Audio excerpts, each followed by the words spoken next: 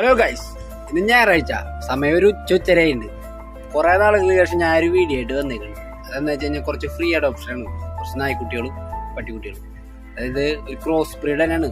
ഒരു ഉയരം കുറഞ്ഞ വളർത്താനൊക്കെ പറ്റിയ ഇവന്റെ പോലത്തെ ഒന്നും ഇല്ലട്ടാ, അവൻ അടിപൊളി പട്ടിക്കുട്ടികൾ. നമുക്കിപ്പോ ഇന്ന് അവരെ പോയി നോക്കിയിട്ട് വന്നാലോ? കാര്യങ്ങളൊക്കെ തട്ടുമുട്ടില്ലാണ്ട് മനസ്സിലായല്ലോ. അപ്പൊ ഇനി നേരെ നമുക്ക് അങ്ങോട്ട് വിടാം, പട്ടിക്കുട്ടികളെ കാണാം. ആവശ്യമുള്ളവർക്ക് ഇതിൽ കോൺടാക്ട് ചെയ്യാം, ഞാൻ പട്ടിക്കുട്ടികളെ തരാം. അപ്പൊ ഒട്ടും സമയം കളയണ്ട, ഞാൻ എന്റെ മയിലോ അവനടുത്ത് വിട്ടിട്ടുണ്ട് കേട്ടോ പട്ടിക്കുട്ടികളുള്ള വീട്ടിലേക്ക്. അവിടെ 7 പട്ടിക്കുട്ടികളും തള്ളയുണ്ട്.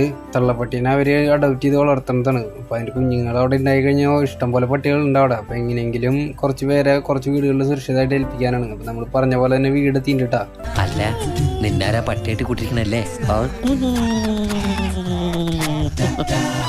ഇപ്പൊ നീ പുട്ടി, ഒരു നാൾ നീയും അച്ഛനെ പോലെ വളരും വലുതാകും. അപ്പൊ നീ പട്ടി. ശബ്ദമൊക്കെ ഉണ്ടാക്കുക നീ ഡീറ്റീസാ? ജാങ്കോ, നീ അറിഞ്ഞ ഞാൻ പെട്ടു. ഇവളാണ് നമ്മുടെ അമ്മപ്പട്ടിട്ടോ. ഇവളുടെ താഴെ ഇരിക്കുന്ന 7 കുഞ്ഞുങ്ങളാണ് ഫ്രീ അഡോപ്ഷന് പോണത്. അപ്പോൾ ഇതിൽ 4 മെയിൽ പപ്പിയും 3 ഫീമെയിൽ പപ്പിയാണ് ഉള്ളത്. അവരുടെ ഫോട്ടോ ഞാൻ ഇതിന് പിന്നാലെ തന്നെ വിടാം. ഇപ്പോൾ ഇവളെന്ന് പറഞ്ഞു കഴിഞ്ഞാൽ ഉയരം കുറവുള്ള ബ്രീഡാണ്. അപ്പോൾ നോക്കാൻ കുറച്ച് സ്ഥലം മതി. പിന്നെ ഇത്തിരി ഫുഡ് നമ്മൾ കഴിക്കണമെന്ന് കൊടുത്ത് വളർത്താൻ പറ്റുന്ന ഒരു ഇനം ഈ നാടൻ നായ്ക്കുട്ടികൾ തന്നെയാണ്. നല്ല സ്നേഹം ഉണ്ടാവും.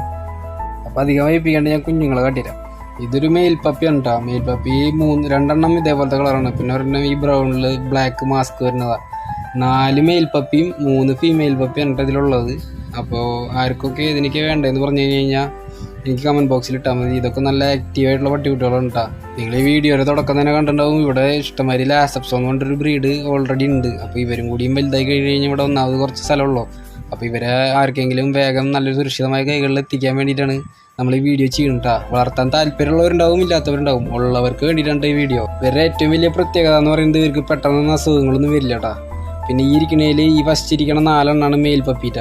പിന്നെയുള്ള ഈ 3 എണ്ണം ഫീമെയിൽ പപ്പിയാണ്. ഈ 4 പേര് മെയിലും ഈ ഇരിക്കണ 3 പേര് ഫീമെയിലും ഉണ്ടാ.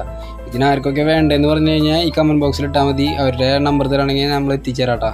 പട്ടിക്കുട്ടികളുടെ വീഡിയോ എടുത്തിറങ്ങിയപ്പോൾ പുറത്ത് ഗപ്പിയുടെ കൃഷി. അപ്പോൾ കുറച്ച് ചണ്ടിയായി കവറിലിട്ടു. ഈ കുറച്ച് ഗപ്പിയെ ചോദിച്ചൊക്കെ തരുമോ? ഓ തന്നു ഇഷ്ടാ. 3-4 ഗപ്പിണ്ട്. എന്തായാലും ഇതിനെ വെച്ച് കുറച്ചുണ്ടാക്കാം. വീട്ടിലുണ്ടല്ലോ കുറച്ച് ഗപ്പി കൃഷി, അതിലിട്ട് മിക്സ് ബ്രീഡാക്കിയിട്ട് കുറച്ച് ഇറക്കാം.